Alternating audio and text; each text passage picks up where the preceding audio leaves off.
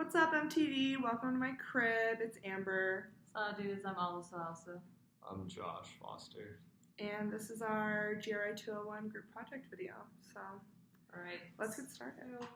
To start this video, we will be introducing the problems that happen on campus at UNR, and we'll also be focusing on the solutions and sustainability of these problems.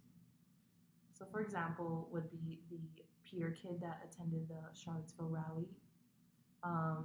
Basically, what happened, someone got a picture of him, which is very recognizable, and found out it was Peter, and found out that he went to this campus and he goes to school here, and he turned out to be the face of social media and how people just started affiliating Nevada and UNR as a racial place, which is semi-true. Following that would be the swastika paintings in the stairwell of the Church of Fine Arts. Basically, the Church of Fine Arts stand for open space for artistic creativity and free speech for artists who want to create stuff. And how basically this racist and outdated symbol is not okay. Following that would be the campus police that work here and how they're being racially insensitive, which would be the incident where a group of kids were walking at night and they had a black kid with them, and jokingly a cop said that, watch out, I would have shot you if he were to approach him. And another incident happened on Halloween where a cop dressed up as Colin Kaepernick with a sign saying, we'll stand up for food. And none of these incidents or examples are not acceptable, basically at a college campus such as UNR. Going off what she said and the course material that was covered in class and as homework, and the readings and the videos that were assigned to us, as well as coinciding with the information that we went over and topics that we have learned about in class, we have come to a conclusion that as a whole we need to make a public initiative, and we need to start educating people more about the gender, race, and identity topics that we have gone on in class, but on a bigger scale. So this education reform that we are planning is to implement and make a public initiative to where this gender, race, and identity class is more accessible and more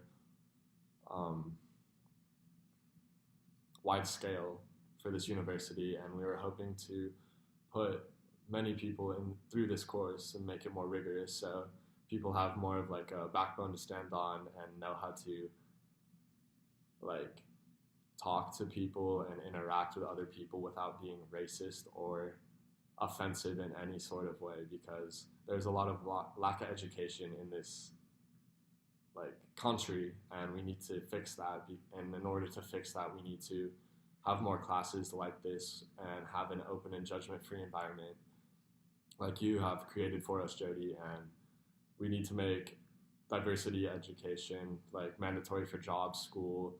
Like if you need to apply to a job, like you should have gone through some sort of diversity course.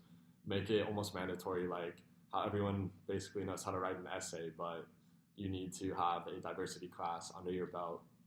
So we just know that you're educated and know how to talk with people. And I don't know, we just need to revamp previous diversity trainings, because obviously they are not working with all of these incidents with cops and various people on our campus. Like it's just, we've had enough and we just need to fix it. So we know that implementing education programs like this is going to be difficult. People aren't really open to change very often, especially in northern Nevada, where things have kind of stayed stagnant for years. People really just don't change their minds about things. One thing I learned in this class is that there are a lot more guns in Nevada than I thought. So keeping things like this sustainable and going is going to be a challenge. But with passionate people in charge, such as Jody, the guest speakers that we've seen, and we can't be alone. We can't be the only people that see these problems. There are passionate people out there. So getting people like that in charge of education programs and initiatives would keep things like this alive and going. And you look at women's suffrage movements, they were so passionate about their cause because they knew what they were doing was standing up for something that they knew was right, they knew it needed to be done. And this is the new push, this is the new movement. We need to educate the public workers, police officers, teachers, students, starting at a young age, introduce race, gender, and identity in elementary schools, middle schools, so that people have equal representation. They can see themselves in the media. They can know proper pronoun usage, and education is just going to be the only way to push this. And keeping it alive is going to be a challenge. But I think that with passionate people, correct education, and communities pulling together and fighting for a cause they know is worthy, things like this can stay alive and sustainable. So that's our video. Alo looks like she wants to kill us.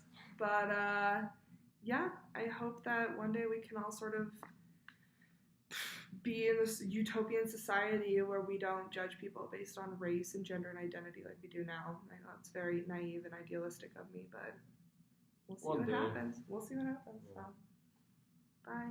Even though I'm like in the classroom, bye on the video.